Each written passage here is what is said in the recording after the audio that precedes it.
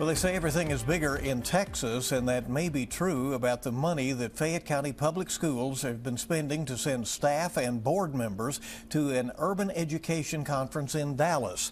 Good evening, I'm Bill Bryant. And I'm Amber Philpott. The approved cost more than $100,000, 4 times more than Jefferson County, Kentucky's largest school district, spent. And those approved costs even included $300 meal per diems, even though meals were already included. Kelsey Soto is investigating this story for us tonight. She is joining us now live from the school district's offices.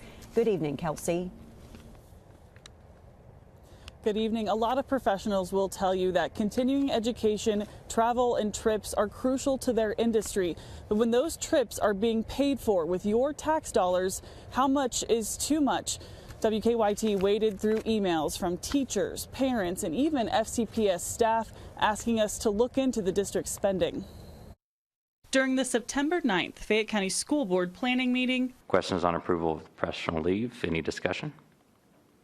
Hearing none, all in favor say aye. Aye. Any opposed?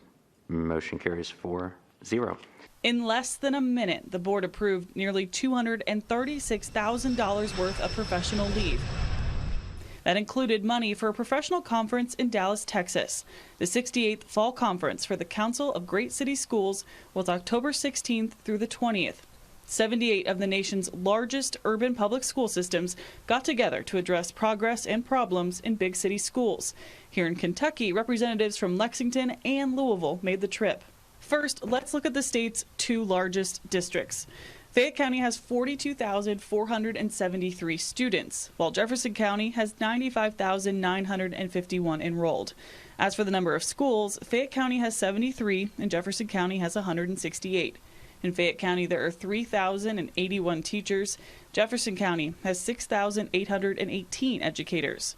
As for the annual budgets, Fayette County is working with $817 million, while Jefferson County has $1.9 billion to work with. WKYT requested documents and spending request forms from FCPS regarding that trip to Dallas. The trip was approved at a total price tag of $103,640. An amount that could have paid 2 starting teachers' salaries for the year. The roster included 2 school board members whose seats were up for re-election the following month. Sitting board member Amanda Ferguson voiced that concern in an email to the superintendent, saying it would be unwise to spend the money. Dr. Demetrius Liggins' response? He thanked her for sharing her thoughts. One of those board members, Marilyn Clark, did end up losing her seat 3 weeks after returning from the trip. For reference, Jefferson County sent 16 people for a cost of $23,097, while Fayette County sent 36 people with approved expenses totaling $103,640, which means on average each FCPS attendee was approved to spend $2,878 on the conference, while JCPS staffers spent an average of $1,443 per person. When we studied the forms from Fayette County, we noticed many requested $300 for meals. But when looking at the conference itinerary, it says all meals were included. We asked the district about this. District leaders told us their policy gives a per diem for meals, and because of that, they don't require any meal receipts. So overall, JCPS sent fewer people to that same conference at a fraction of the cost. We do want to point out that we asked the district back on November 15th to sit down with the superintendent or board chair to ask about this trip and other questions we had, but they declined. Dr. Liggins did tell us that Fayette County students outperformed Jefferson County and actually outperformed the entire state of Kentucky. In a statement, their spokesperson did say participation in professional learning, whether by staff or board members, ensures that the district remains at the forefront of educational excellence. The knowledge and strategies gained through these opportunities directly inform decisions and instructional practices. These efforts, carefully aligned with our mission and vision, are a testament to the district's responsible fiscal management and dedication to providing exceptional education for every child we serve.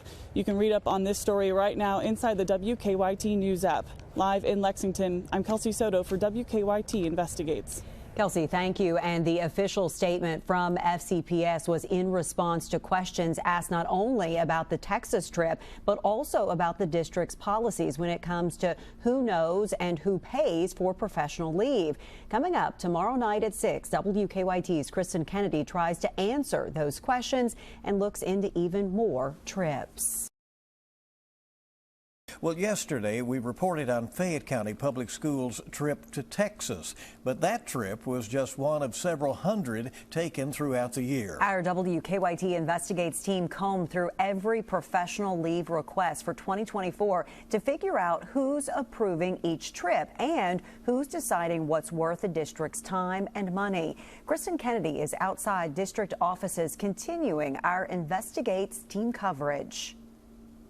When we look at Fayette County Public Schools' budget, very little of it is spent on trips, about 2% of their $800 million. That number is pretty easy to figure out. What's a little more confusing looking through the hundreds of leave requests is who knows about each trip. Superintendent Dr. Demetrius Liggins says the school board gives the final say. He would not talk to us on camera, but did send an official statement through FCPS spokesperson Dia Davidson-Smith. The statement says each request is vetted by multiple departments, including campus and district administration, and that board members receive detailed information in advance of each meeting, allowing ample time for review, questions, and one-on-one discussions with the superintendent. Board members we talked to say there's rarely discussion about individual trips. Professional leave requests are approved en masse during monthly work sessions. Good evening, everyone. It's 5:30 somewhere. This is audio of November 11th. And next is the approval of the consent items for the planning meeting. Is there a motion to that effect? I move we approve the consent items as listed. Motion by Board Member Green. Is there a second? I second the motion. Second by Board Member Clark. Questions on the consent items? Any discussion? Hearing none, all in favor, please say aye. Aye. We reviewed almost a year's worth of professional leave requests.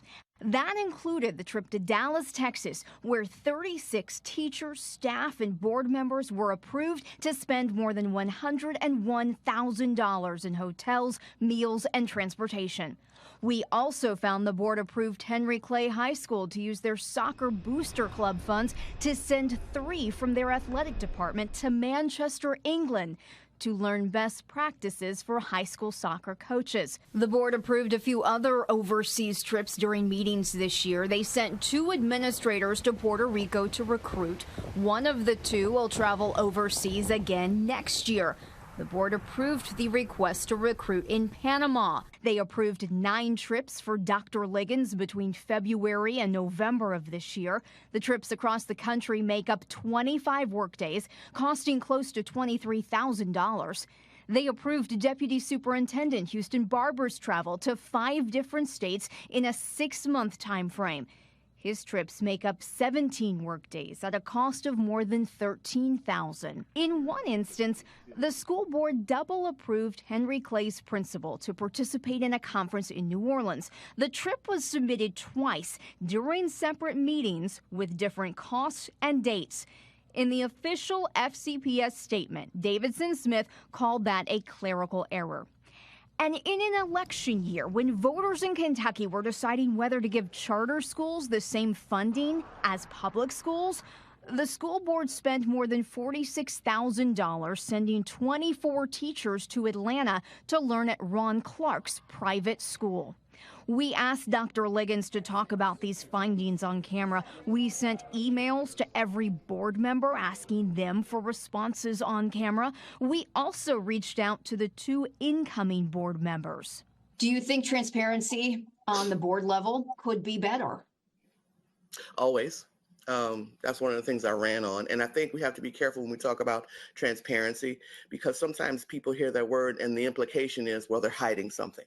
Transparency can literally be more effective communication. Penny Christian will represent District 3 on the school board next year. She understands professional leave. She deals with it at her own job as the National PTA Committee Chair. This district is growing, and doing what I do at the national level for PTA in terms of travel and in terms of professional learning and professional development, it has to be a piece of what you do. Christian says reacting to what the board has already approved is never as good as being proactive. If you're proactive, you're going to do some research. You're going to find out some information. You're going to reach out to who you think you need to. If you don't know who to reach out to, then you reach out to the upper folk and say, who do I reach out to? 2 current board members replied to our questions about these trips. Amanda Ferguson told us that she questioned the district's decision to invite all board members, 2 who were up for re-election, on the trip to Texas. Jason Moore told us that it was his understanding that Dr. Liggins and Mr. Murphy were already addressing our concerns. For WKYT Investigates, I'm Kristen Kennedy. Well, the board's next planning meeting is Monday. Part of that meeting includes approving professional leave requests. We're putting the full official FCPS statement on professional leave spending in this web story on WKYT.com. And new at 6, Fayette County Public Schools is addressing concerns over possible budget cuts and hiring freezes. In a statement, Superintendent Dr. Demetrius Liggins said in part, quote, district-level department leaders are reviewing their budgets to identify potential reductions of up to 10%. He emphasized this is a routine measure for future budget planning. Liggins also assured that no spending reductions have been requested at the campus level and that the district remains financially strong. The Board of Education approved an $817 million budget for the 2024-25 school year back in September. Now, tune in tomorrow night at 6 here on WKYT as we will wrap up our team coverage on FCPS spending. Tonight, still more questions surrounding Fayette County Public Schools spending. Just hours before it was set to begin, the district canceled this afternoon's Budget and Finance Committee meeting. It comes as the WKYT Investigates team looked into district dollars used on trips and professional leave and the call for school leaders to identify potential budget cuts. Our Kelsey Soto is live for us looking into the funding for students' education and how that's changed over the years. Good evening, Kelsey. We want to paint you a picture because we've spent a lot this week talking about spending, but it's important to know where that funding comes from. By now, you're probably aware that Fayette County Schools' total budget is $817 million. 55% of that, or $370 million of it, comes from local taxpayers. 37%, or $248 million of that, comes from the state, and less than 1% comes from the feds. And with most of that money, though, coming from local Fayette County taxpayers and local sources, residents want to know, what are they getting for those dollars? In academics, it's all about the numbers.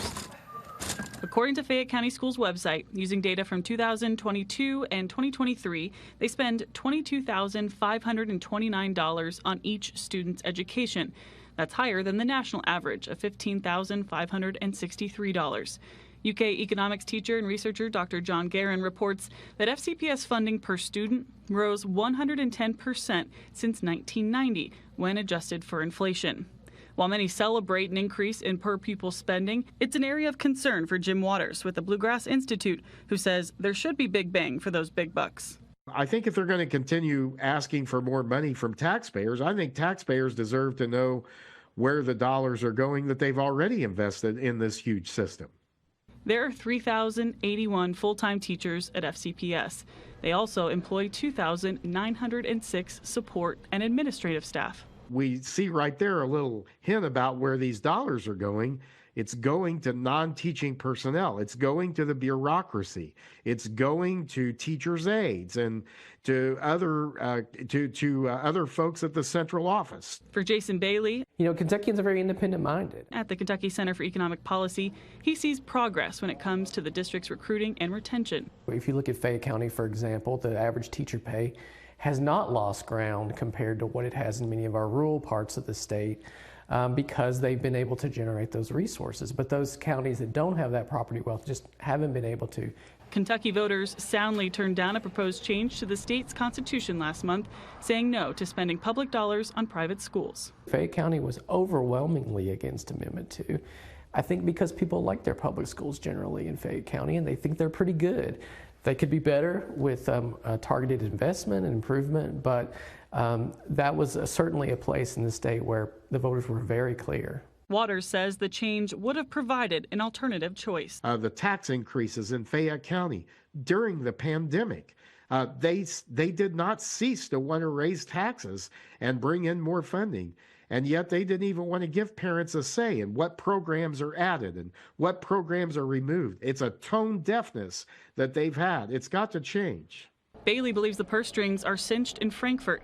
Kentucky budgets more than a third of state funds for K-12 education. Ultimately, in our Constitution, public education is a state responsibility. The local school board plays a role for sure, but it's ultimately up to the legislature to decide. That's what the court has said. In many schools, the public schools are the only option, and it's also the place you go Friday night for the football game, or you go to the band concert.